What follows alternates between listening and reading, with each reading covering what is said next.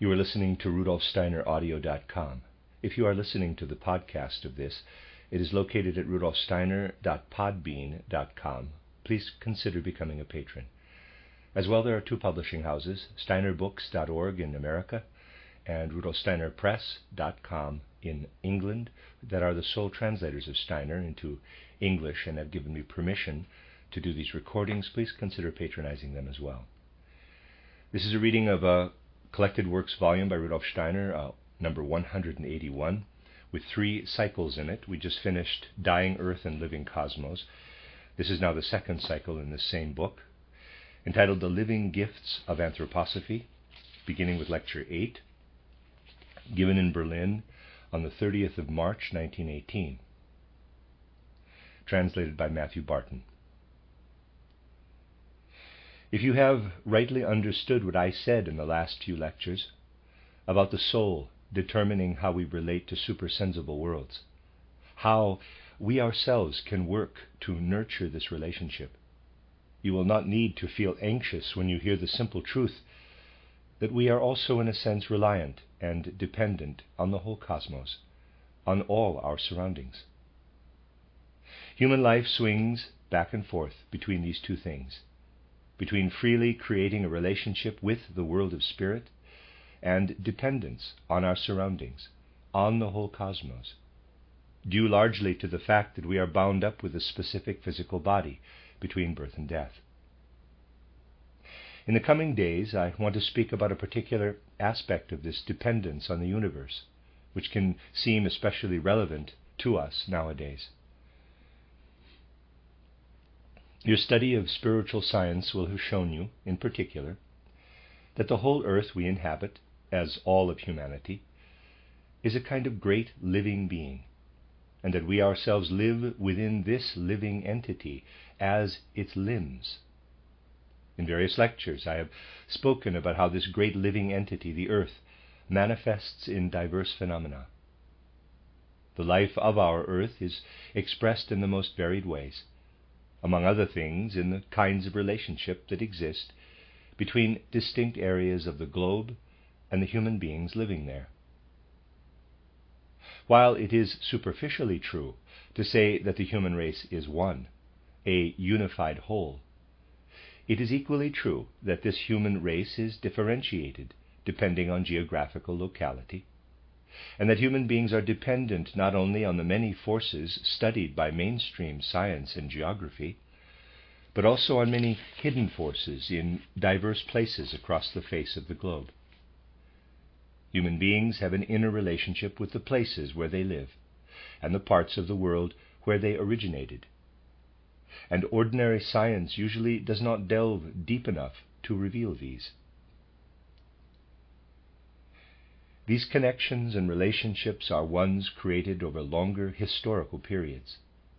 We can discern something of this in the changes undergone by Europeans who moved to America and settled there. Of course, the period during which America has been settled by Europeans is so brief still that there are as yet only hints, though strong and clear ones, of what I mean. The European's external appearance changes, or at least there are hints and indications of this, when he settles in America. This does not happen immediately, but after several generations. It can be detected in the form of arms and hands, for instance, but also in the countenance. Gradually and subtly, the faces of Europeans begin to resemble those of Native Americans, slowly beginning to acquire the qualities and characteristics of that people.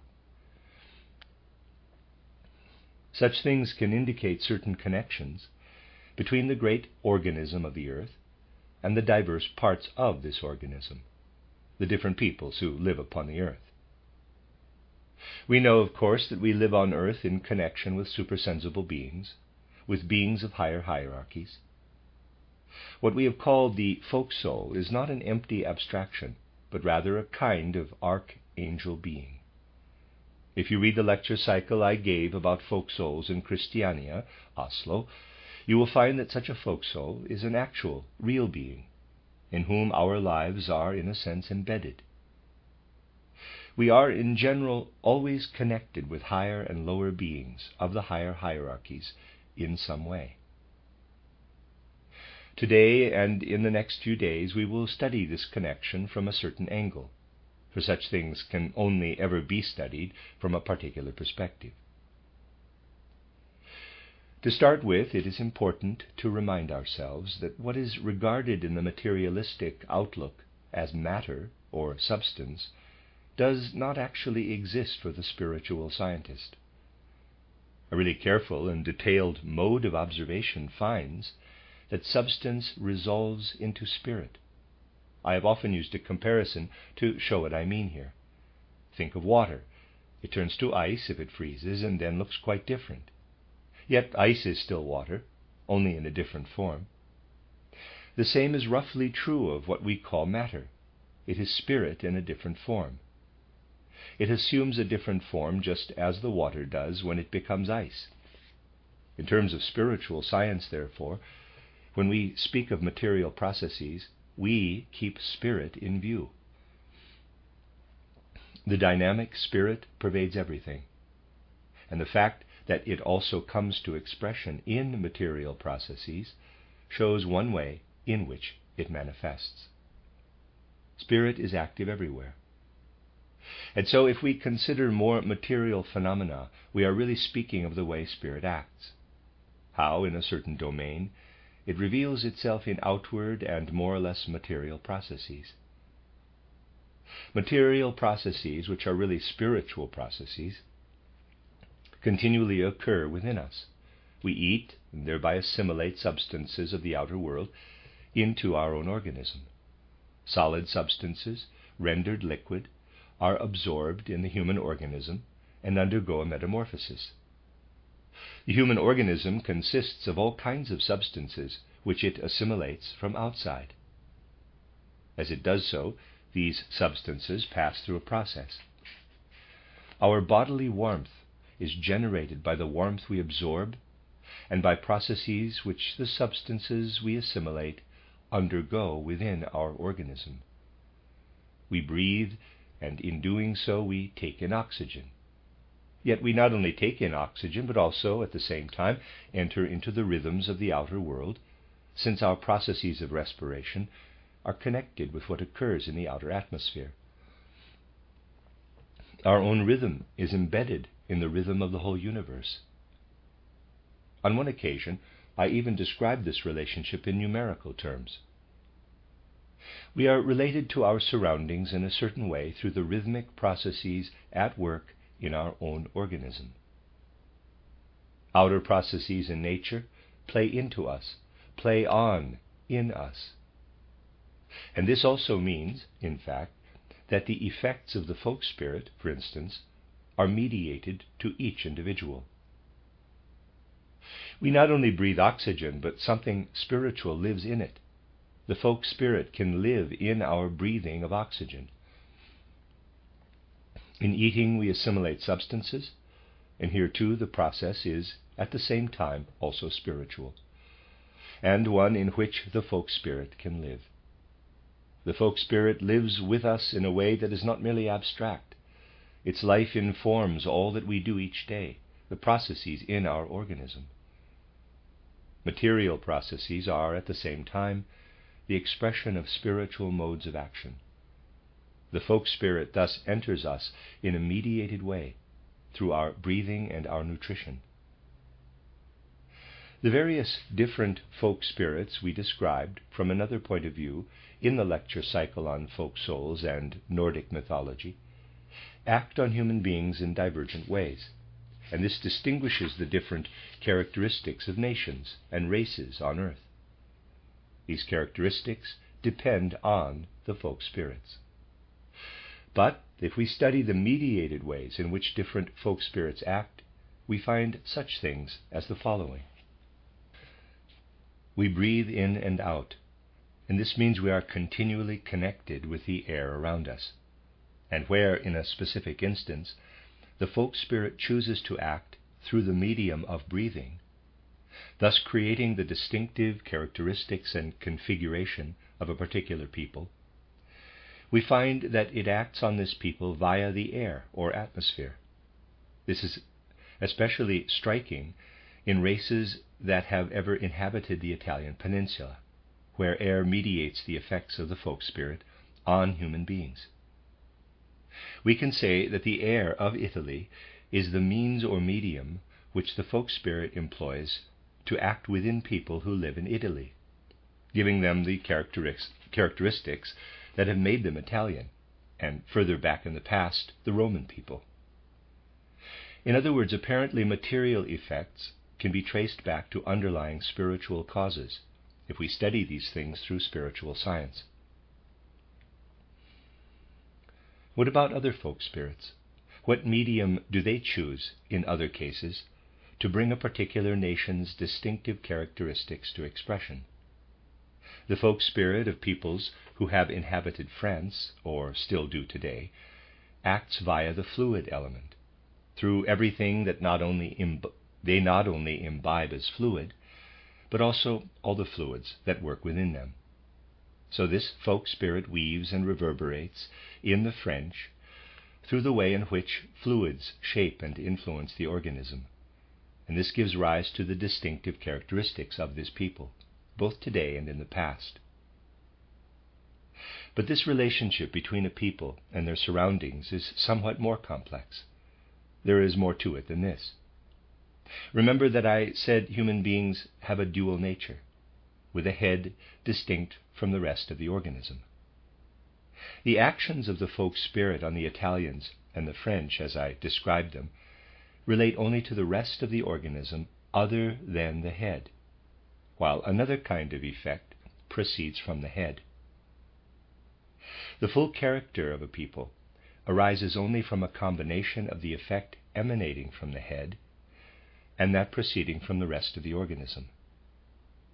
We can say that the effect issuing from the head is neutralized by the other action which comes from the rest of the organism. What the inhabitants of Italy breathe in with the air, which has a determining effect on their organism, except for the head, via breathing, combines with the way in which the head's nervous system is configured, the way in which it is spiritually differentiated insofar as the head's neural activity is concerned. In France it is different. There what lives as rhythm in the organism is a distinctive rhythm for the whole organism, and distinctive again for the head. The head has its own rhythm. Whereas in Italy the head's neural activity combines with the actions of the air on the human being, in France the rhythm, the rhythmic movement in the head, the resonance of the rhythm in the head, is caused by the actions of fluid in the organism. Thus the character of a people develops through the specific interaction of something individually human in the head with the actions of the folk spirit coming from locality and surroundings. Spiritual scientific observations enable us to study how these things are differentiated across the globe. We cannot actually understand the distinctions and differences between nations if we do not look at them in this way. What about the British character? Just as the folk spirit of Italy is mediated by the air, and that of France by everything fluid, so the British folk spirit is mediated by everything of an earthly quality, chiefly salt and its compounds in the organism. The chief element here is solidity. In contrast to the fluidity at work in the character of the French people, the British character is informed by the consolidating element of salt absorbed through breathing and nutrition. And this gives rise to the distinctive quality of the British. But here again, an effect proceeds from the head and somewhat neutralizes what enters from outer surroundings. As well as rhythm in the head and the rest of the organism, both these also possess digestion and metabolism.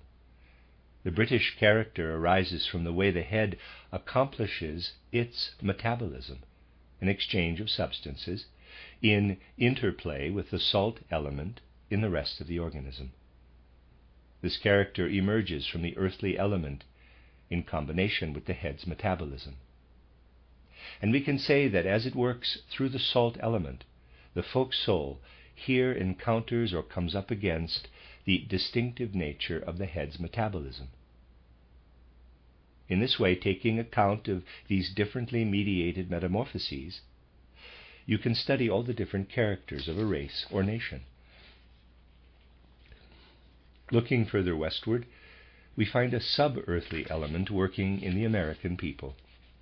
While the British character is connected with the earth element, salt, a sub-earthly quality, is active in the American character, something that resonates below the earth's surface, and this is what primarily influences the organism there. The folk spirit in America acts especially by rising through subterranean magnetic and electrical currents, meeting a stream descending from the head, which in turn neutralizes this influence and has the quality of human will. That is the distinctive character of the American people.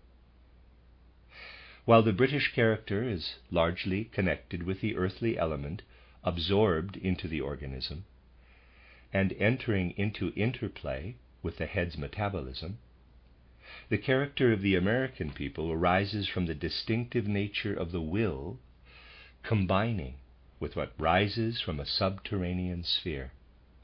This is also connected with something I said in the public lecture. We can only develop freely and independently where we connect with an element on or above the earth. If we are influenced by sub-earthly actions of the folk soul, we do not develop free characteristics, but are in a sense possessed by this folk soul. In my public lecture, I described this by showing that although an American and a European may seem to say the same thing, I'm thinking of Woodrow Wilson and Hermann Grimm, we find that in the latter case, everything has been hard-earned by human effort, whereas the words of the former betray a kind of possession. There is something important to note here, especially important in our day and age. If 2 or 3 people apparently say the same thing, people consider only the abstract content of their words. Yet, while the content of 2 people's words can be identical, while they seem to be saying exactly the same as each other, one of them may be expressing things he has struggled hard to formulate, while the other has simply acquired them effortlessly through a kind of possession. The content is often not the thing of primary importance, but the degree to which this content is the fruit of inner labor, or has simply been received through a sort of possession. This is important. Nowadays, people only have a sense of things in the abstract. In the case of Hermann Grimm, you can see that he only uttered things he had pondered many times inwardly. You can take phrases written by Wilson and put Grimm's name on them, and vice versa, but that is not what matters. What Hermann Grimm writes has been hard-earned, whereas Woodrow Wilson's phrases have a quality of possession, something entering from subterranean entities. These things can be perceived. There is no need to get emotionally worked up about them, but we can just bring objective detachment to bear on them. We will come back to Germany in a moment, but first let us move on further eastward. The nature of Eastern people will only gradually emerge from chaos to reveal its intrinsic quality. And here we encounter something striking. In Italy, the folk spirit works through air, in France through water, in England through earth, and in America through a sub-earthly element. In Russians and Slavs, the folk spirit works through light. The folk spirit with whom we are concerned in these eastern regions works through light's reverberation. As we advance toward the future, from embryonic forms, something will gradually emerge in the East and show a folk spirit active in Eastern Europe that is quite different in quality from the Western folk spirit. I said that this folk spirit works through light. And yet the curious thing is that it does not do so directly, through light's intrinsic vibrations, but through light that first descends to earth and is reflected by it. The folk spirit uses this light, reflected back from the ground, to act upon the Russian people. But this works upon the head rather than the rest of the organism. It works upon modes of thought, on the way in which ideas, feelings, and so on are developed. Here, therefore, the way in which the folk spirit acts is polar opposite to what happens in the West, where it works through the organism and encounters something descending from the head. In the East, the folk spirit works in the medium of light, streaming back from the ground, and this acts primarily upon the head, with a counteraction coming from the rest of the organism, especially from the heart. Coming from the heart organism is a response directed toward the head, altering the effect issuing from there. Today this is still in chaos, enveloped in embryonic sheaths. The respiratory rhythm impacts on the head and neutralizes what comes from the folk spirit, mediated by light. This phenomenon in the Near East exists still more strongly as we move further eastward. It is in general a remarkable and distinctive characteristic of Asia that the folk spirit still acts through the light absorbed and reflected back to work upon the head. Or the folk spirit who acts through what is no longer light is no longer even visible. The harmony of the spheres that resonates through everything, and which, for the spiritual humanity of the Far East, is much the same as the actions of a folk spirit. The folk spirit here works directly through the harmony of the spheres, this too being reflected back by the earth and acting upon the head. And the rhythm of breathing works against this. And here lies the secret of Oriental spirit seekers, that they have always sought to connect with the spirit by developing their breathing in a special way. If you have studied yoga, you will know about specific breathing requirements. This is due to the fact that the individual, as member of all humanity, does not need to find spirituality individually through the folk spirit. He seeks it, instead, in a way fully founded on his national characteristics. So the further eastward we travel, the more we find this to be so. Refinements of these effects of folk characteristics, or also deviations from them, both more or less common, can show us some of the possible aberrations here, disharmonies, for instance, arising when the effect coming from the head harmonizes with that from the rest of the organism, and so on. But conditions today mean that it is probably not a good idea to go into detail about possible states of disharmony that arise in different peoples. It might sow dissension instead of love between nations. People might respond emotionally to such ideas instead of reasonably, and misunderstand them. At some point in the future, when times change, we may be able to talk about the people of the East and other problems. Now let us return to the people of Central Europe. I am referring to geographical locations rather than to socio-political states. Nor am I speaking in terms of race, but of spiritual geographical conditions. Let us therefore speak of a Central Europe which does not include France and Italy. The distinctive nature of the folk spirit working in Central Europe is that it acts directly through heat or warmth, rather than through air, water, or salt, as in other regions I described. In Central Europe, the folk spirit has chosen this medium of warmth. But this is not fixed or clear-cut. It can be individualized. There are people in Central Europe in whom the folk spirit acts in different ways, sometimes coming from the rest of the organism, sometimes affecting the head. This depends also on whether the external air directly brings warmth, or whether it is conveyed through food or breathing. It is all a medium for the folk spirit. and this action is likewise counteracted by warmth in turn. And so in Central Europe the outer effects of warmth are the medium for the folk spirit, and encounter self-generated warmth or heat working from within the organism. We can therefore say that the warmth working in the organism through the folk spirit encounters the head's self-generated warmth. Where the warmth of the folk spirit works through the head, it meets the warmth of the rest of the organism streaming toward it. Warmth encounters and affects warmth, and specifically is dependent on a greater or lesser vitality of the senses, especially of the capacity of sensory perception. Someone with a lively and attentive mind, who loves to observe everything around him, develops more self-generated warmth. By contrast, someone whose attention is fleeting and superficial, whose gaze merely flits over the surface of things, has much less self-generated warmth.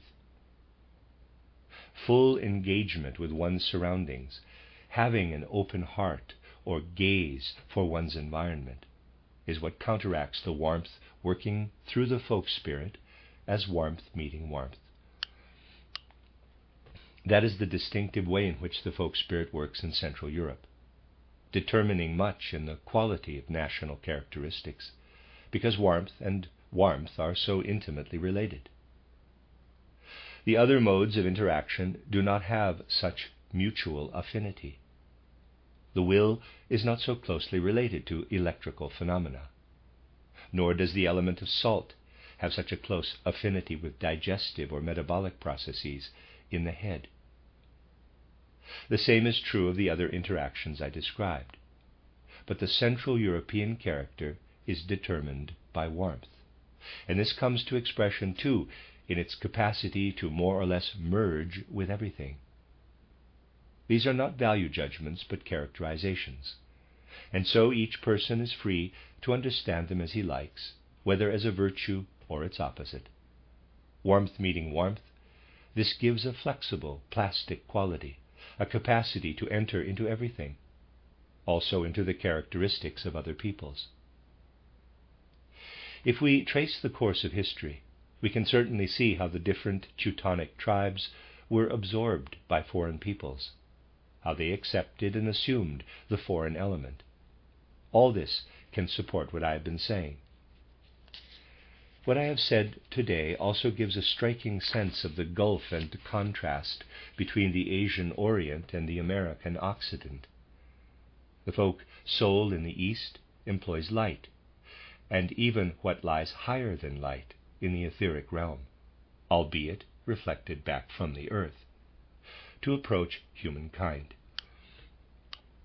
In the West, it employs the sub-earthly element.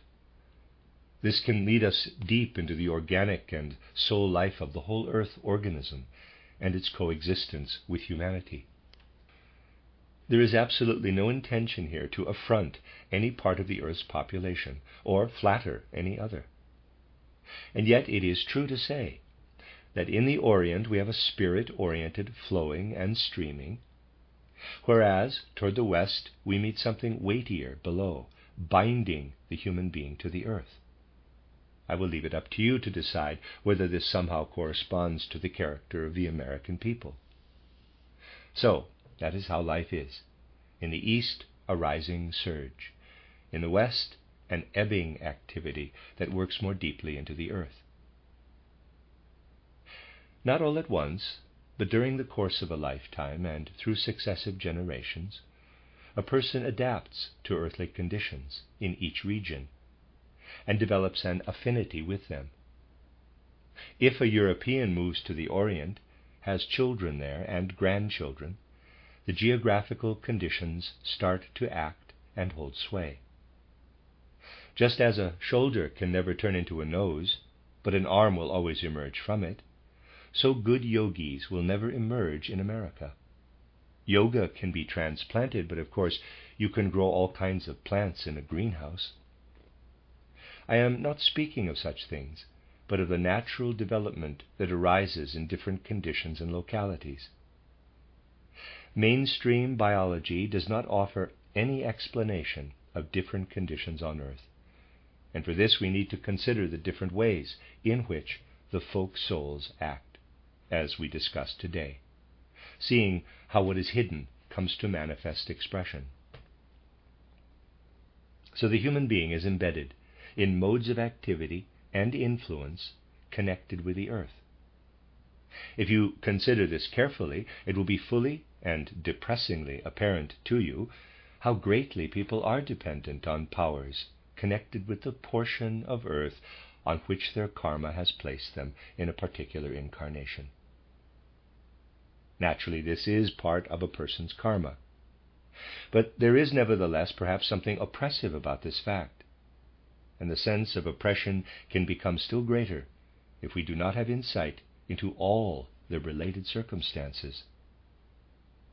Looking back to older eras of Earth's evolution, we find an increase in this dependency and ever greater differentiation of humankind across the globe.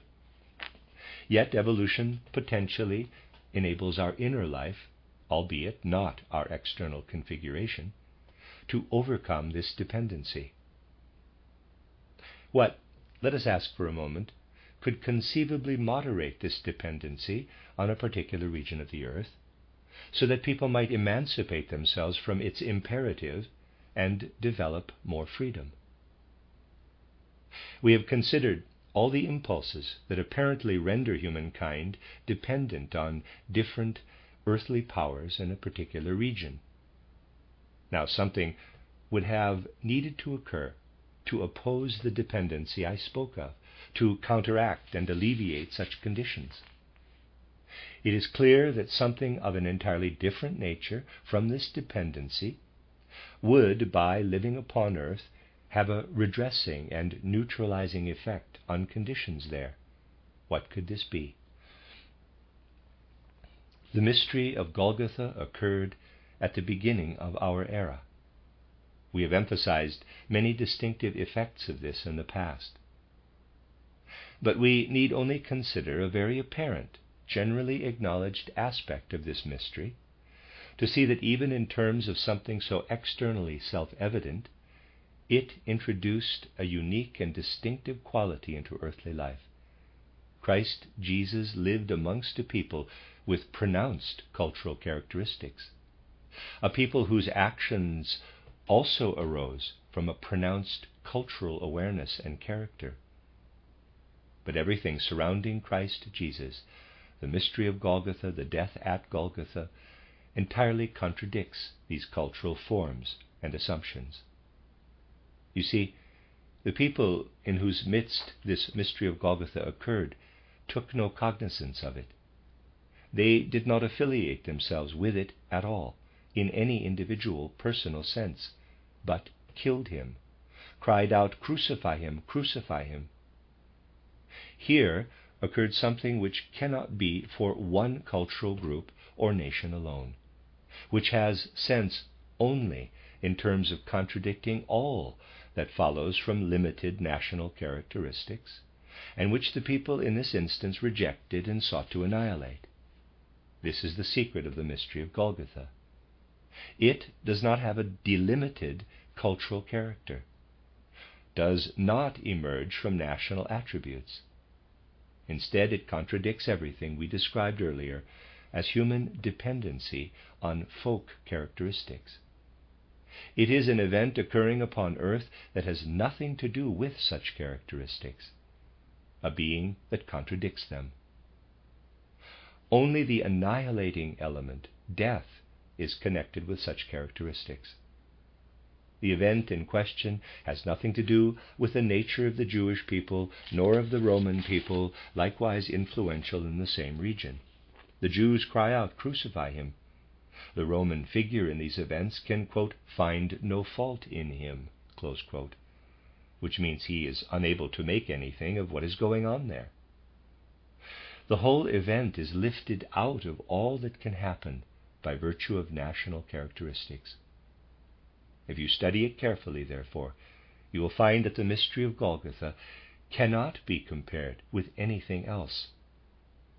There have always been martyrs, of course, in other times and places. But nowhere else have martyrs been killed in this way and for these reasons.